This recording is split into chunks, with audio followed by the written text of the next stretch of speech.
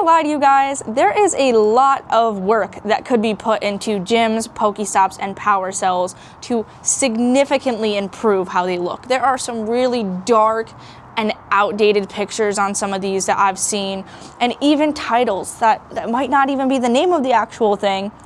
And more importantly, location. Sometimes these are nowhere near where they're supposed to actually be. It could have been abuse of the system. It could have been that's just where it landed originally. So what can you do? The good news is you can update and change these yourself by submitting in game, and I'm gonna show you guys how to do that today. So let's talk about how to actually make these edits. So when you're in game and you can select a PokéStop, if you click on the PokéStop itself and you go to the top right corner, there's a little arrow. You click the arrow, you click the three dots. Okay, now you're on the contribute to this PokéStop page. You'd want to edit the title if it doesn't accurately represent what this thing is, and you want it to be as accurate as possible. So if it is First Baptist Church of blank town, you want it to say exactly what that is.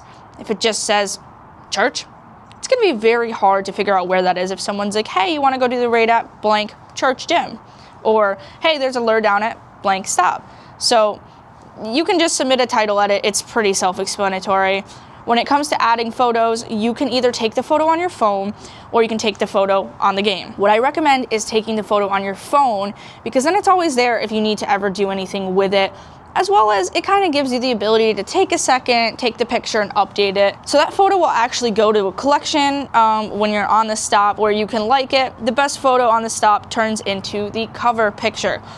There's a lot of pretty dark or weird angles, things like that. So you're gonna wanna make sure that you have a really good picture for this stop. After all, if someone's spinning it and sending a gift out, that's the picture that's gonna be saved in someone's postcard book. Now, if you've updated a picture and it got accepted, you got the email, you can click the top, you can click down on the right and click the photos. Right now we're looking at the one I was using as an example. There's only one picture, but if there was two pictures, there would be multiple here, and you can click each one and you can thumbs up the picture that you think is the best. The picture with the most thumbs will turn into the cover picture. And this is also where you can just also add a photo to the PokéStop. Going down to add location category, this is something you can do when you're actually submitting the stop. You can update this. It just helps with data and information on what this is. So you can choose things like outdoor recreation, outdoor sports, religious building, retail. You can get very specific, pavilion, gazebo, things like that. So choose a category, submit it, it's updated. Now, for editing the location, it is very important that these are as accurate as possible. So you can actually zoom in and you can move the arrow to wherever the location needs to be. Now, if these are actually really off of where they are, it is kind of a tough process to get them approved. You may have to do it a few times, but try to get them as accurate as possible, help the community out. So now for editing the description, which is honestly one of the greatest parts of a PokéStop because it tells you what it is, what's the history, why is it important? So here's where you're gonna really want to stress that on the PokéStop. So if you're gonna edit the description, you wanna make sure that your description is better or provides more information than the one that's already there, because then people are gonna vote on it and decide between the one that's currently there and the one that you submitted. I'm gonna run down an example here. I'm just at a random PokéStop that's actually just where I'm sitting. The description is commemorative plaque honoring all those who supported the building of this park. It doesn't actually even have a period for one, so at the end you'd want to add a period. That's like a simple description edit, honestly, if you don't want to write a whole thing out. Just for accuracy, you could capitalize letters, fix grammar, things like that. Or you can overall make it really good to give people information. With this one, what I would do is, instead of saying commemorative plaque honoring all those who supported the building of this park, maybe I'd go to Google search and I'd look up the park, or who is it honoring? Like, does the plaque give names? Does the plaque actually look at the landmark itself? Because sometimes it tells you like actual names, actual dates, like history facts, and you could just take that information and plug that in. So I could even add if it was, built in 1976, okay?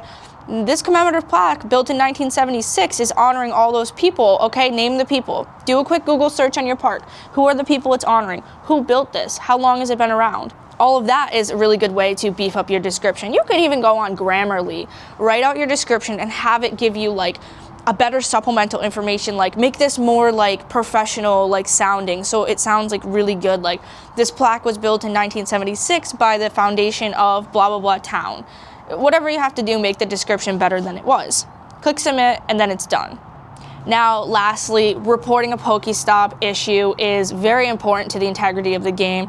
So these are some of the reasons you'd report a PokéStop issue. Not suitable for AR experiences, unsafe access. So if this is in the middle of a highway or this is somewhere where you can't walk safely, that's why you would report it.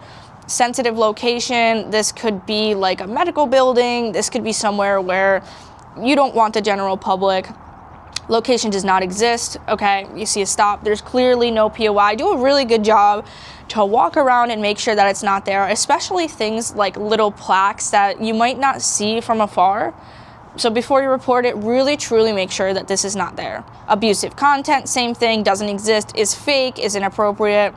Private residential property, somebody's house, private property, which now power spots are at because of their businesses. So school, K through 12, we already know schools are not eligible, and duplicate. So if somehow this passed and there's 2 plaques that are the same, then you can submit there.